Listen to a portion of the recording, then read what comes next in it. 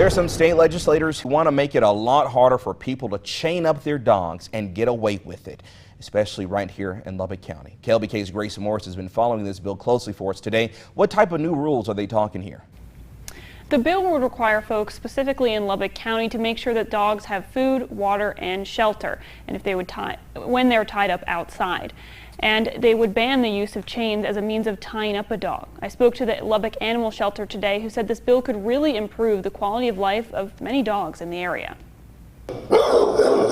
Not just something for city folks, it's not just for rural folks, and it's not just for animal lovers. A new bill is making its way through the Texas state legislature regarding when someone can tie up their dogs. A lot of dangers when you tether inappropriately. Picked up animals that have hung themselves and suffocated, jumping over fences.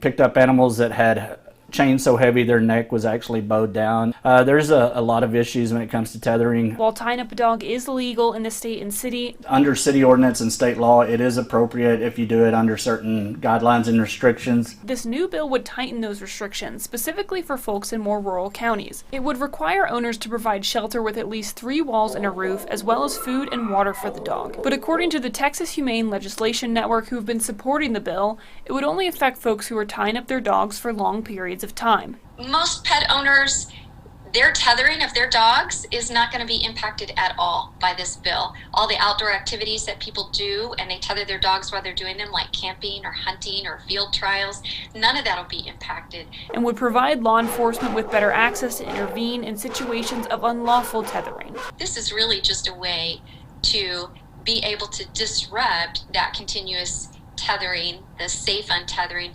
when animal control and law enforcement come across that. But if passed, would hopefully provide dogs with a positively better life. If this bill was passed in the Texas State Senate this week, and if it made it into law, it would likely go into effect this September.